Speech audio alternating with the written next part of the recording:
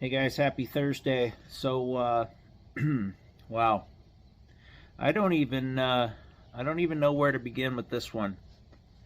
This is another one in a long stream of I don't know if I even call it a second opinion. I think people are getting smarter, and they know when they're getting taken advantage of, and this is the same company again, and I'm going to mention. I'm not going to mention their name, but I am going to mention the colors of their van. They're green and they're yellow. It's been them almost probably 80% of the time when I run across this. uh, it's them and another company in town that are doing this to people. This customer they already got for $1,400, and they didn't fix anything. They didn't. Not only did they not fix anything, they sabotaged their system and are trying to compel them to spend thousands of dollars more, many more zeros. And I went out there and I can't even believe what I saw. So let me tell you what the original guy. I'm not even going to call him a guy. He's not worthy of being called a guy. He's a worthless scumbag is what he is. But I got some notes here. I just got back from the call, and I'm really pissed off at what transpired there and what I found. I was at a loss for words, but now it's time for me to let it out. And I let the customer know that this company and this human being are complete scumbags. They're criminal scumbags, and they're liars and they're thieves. It's exactly what they are, and they should not be getting away with this. And I'm just a small one-man band. No, I don't have much of a voice, but if we can get gather together as consumers, we can rid the world of this type of bullshit that these companies are doing. So let me tell you what I think probably happened on this call, just based off what I know about this company and what I see, being a technician that's aware of his surroundings, like Mikey Pipes would say. So he went out. So let me lay the groundwork here. So he got a call from this customer. Their heat pump wasn't working. They have a very nice big house. It's up on the hill. It's a fair distance away from this company shop, and they probably saw the age. The equipment's 20 years old. There's your red flag right there for calling this company out. If your equipment's over 10 years old, don't call this company out. They'll find something major wrong, or they will want you to buy a new system. What I was going to say is they will find something expensive wrong to compel you to buy a new system, and that's what they do. So here's what I think he was trained to do here. So he goes out, nice big house. These people aren't poor, so he probably figures they got money. Probably figures they have decent credit, and as soon as he got out there, it wasn't going to be the ticket that he wanted. He wasn't going to be the big system replacement, heat pump replacement, coil replacement. It wasn't going to be a big enough of a dollar item for them, for this customer. So he compelled them to do more, and we'll get to that in a second. What I think he found when he got there, all he found is he found a bad dual run capacitor. A bad dual capacitor, because I actually didn't even notice it right off the bat, and I should have. It had a brand new turbo cap in there, and that probably was all the system needed, unfortunately. And it might have needed a cleaning, which it still does. I'm going to go out and do a cleaning on it. But that's probably all it needed to get the system running. Throw your gauges on it, make sure the pressures are good, go on your way. Happy customer at a minimal charge, and they're back in business. So what did I find out there? Well, not only did I find that new turbo capacitor, I also found the fan leads off the condenser fan motor not hooked up. common and fan were not hooked up to the, actually all three of them, the condenser fan and then to the defrost board. All three were disconnected. They were shoved down through the electrical compartment and down into the interior of the unit. He actually even took a wire tie and wire tied them up to try to hide them, maybe. I have no idea, but nothing was hooked up on that condenser fan motor. So I pulled the lid, got the wires fished back through, and wired everything up. The system wasn't coming on because the low pressure switch was tripping. We'll get to that in a second too. So he left the condenser fan motor wires disconnected and bundled up inside of the unit.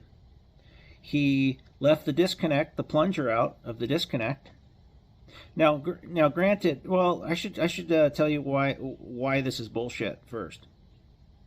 So the end result of this service call was that the guy, he recommended a new condenser coil replacement at the tone of, I think it was over $3,000, $3,500 is what he quoted him, and he said that was taking into account the already $1,400 worth of refrigerant and service call that he did already.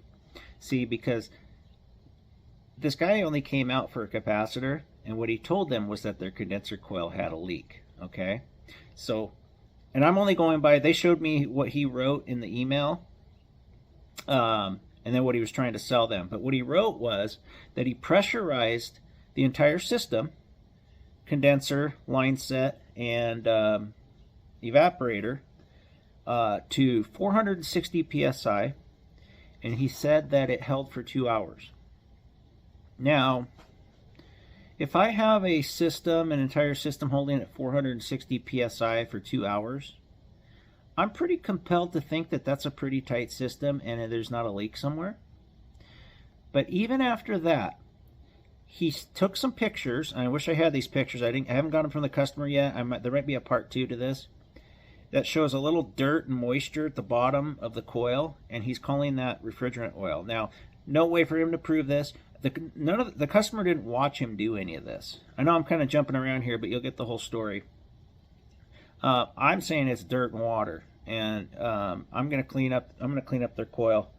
So even though he pressurized their coil at 460 psi for 2 hours, he still tells them they need a new condenser coil.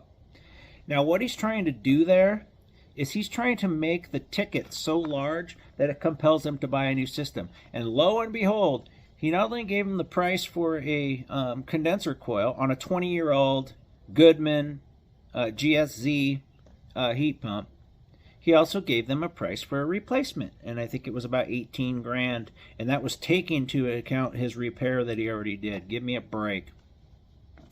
So what was I getting at there? So if he thinks that thing leaks and it needs to be replaced, why did he charge it up? I mean, I understand. I mean, we haven't been that hot either. But he charged it up, supposedly. Actually, he didn't. You know what I think he did? I think he let the refrigerant out of it. And I'll tell you why. I hooked my gauges up because the unit wasn't coming on because of the low pressure switch. It was flat.